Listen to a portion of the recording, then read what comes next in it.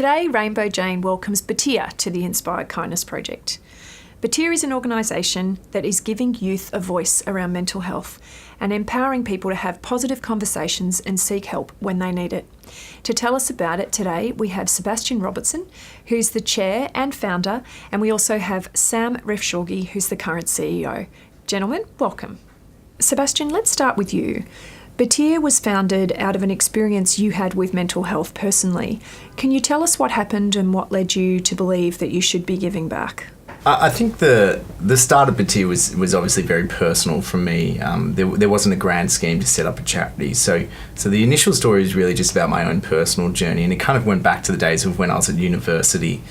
And it was a great opportunity for me, and I loved the year, but it was also one of my most challenging years, and that's because secretly behind every mask that I was wearing, I was battling with an internal struggle with who I was as an individual, and really suffering from quite severe depression, but I just didn't know that was what it was, and I couldn't identify it, and a lot of that came from a lack of understanding about what was mental illness, how would it affect someone, and primarily why would it affect me, and if it did affect me, does that mean I'm not a leader, does that mean I'm weak, does that mean I'm not a real man, and there were real questions that arose internally that I just didn't know the solution to, and so I battled with this privately for a long time, and I think that had a real impact on me understanding my worth in society and my contribution that I could make, both in a small closed group but also to the broader aspect, and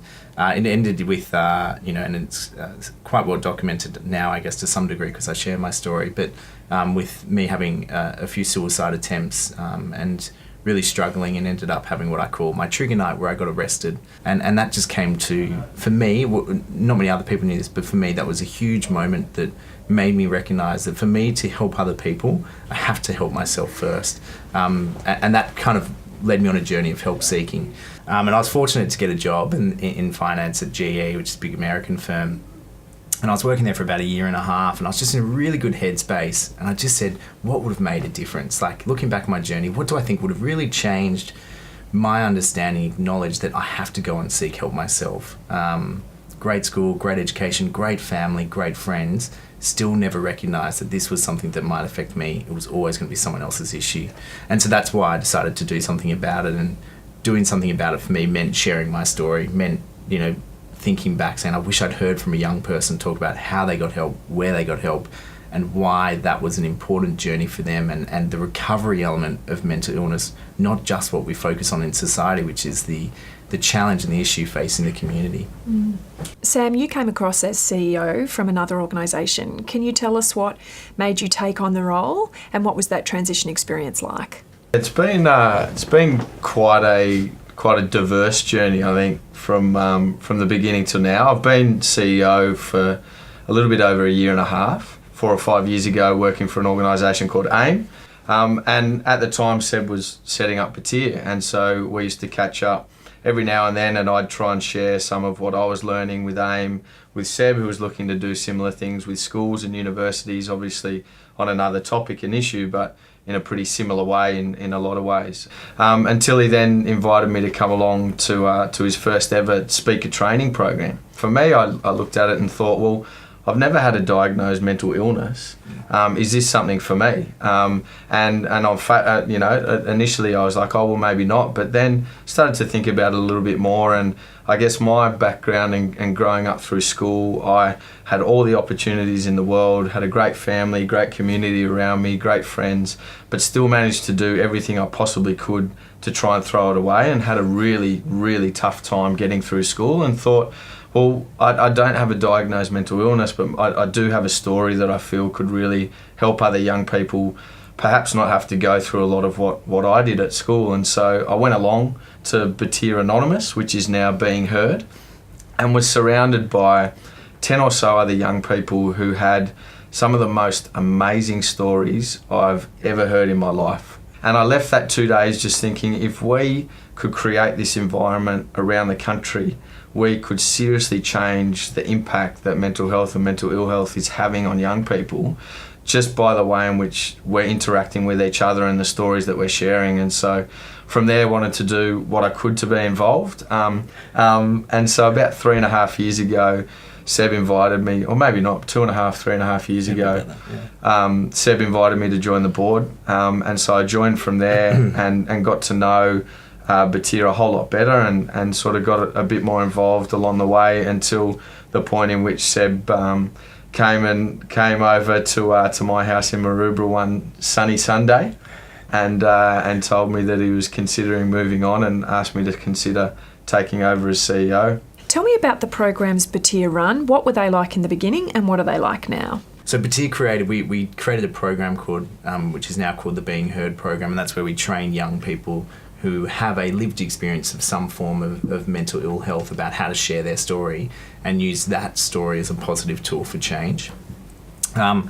Then what we do is we take those young people back to schools and use them as the driver to create cultural change within the community. The idea that some of the best places and first places we turn to as a community at all levels is to our peers, and for young people it's no different. It's one of the number one places we turn to is friends, and the idea was that we could create and foster that environment in the school culture through those stories to encourage other young people to seek help the way these people had. When I took over 18 months ago, 20 months ago or so, Seb and the team had run programs in schools and universities for around 18,000 young people. And what I've been able to do with the amazing team of people that we've now got working on the organisation is not only take that model to scale and grow to far more young people, but also sort of deepen the engagement with young people in the community through more structured programs. So Being Heard is really the core of what we do, and training the speakers to be able to go out and share their story. But then on top of that, we've got structured programs in schools for young people, and then on top of that we've also developed programs that support parents and now professional development for teachers as well. And so we're able to approach the school as a whole community so that you can really create that supportive environment around young people. And then we've also got a structured long-term partnership approach that we run with universities as well. So actually having a full-time university manager based on campus who then recruits a group of student leaders to be the Batyr chapter, who then run initiatives and events throughout the year. And then that uni manager also works with the different schools and faculties and colleges and student groups to be able to run those structured programs for uni students as well. So again, taking that whole community approach so that it's not just messages delivered peer-to-peer, one-on-one, but it's a broad scale community cultural shift of a conversation going from one of isolation and having to fight, I guess, your struggles and your challenges on your own, to one in which we can approach together as a group of young people, and then also with our support networks around us as well. What impact has Batyr had and what difference has it made so far? The development that you see in individuals who have learned to share their stories. And I think that's the amazing part, is like there are so many incredible little stories of individuals that have come on, value added, use their story, use their tool or skill, whatever it might be. It could be accounting, law firms as well. Contributed to part of the movement and then allowed to keep going on in their own journey. And I think that's a big part of the value of the Batyr structure. But to be able to facilitate that type of change, it's very hard to measure in a tangible sense, but when you hear it and feel it, it's an amazing thing to be a part of, and it's an amazing thing to witness other people get that sense of connection and giving back. And so, Sam, you go into the numbers and stuff, but there is this element of personal impact that is incredibly powerful. That is, for me, one of the most powerful things, and that comes from those speakers that are sharing their story. Watching them grow and own their journey is just next level in terms of, impact.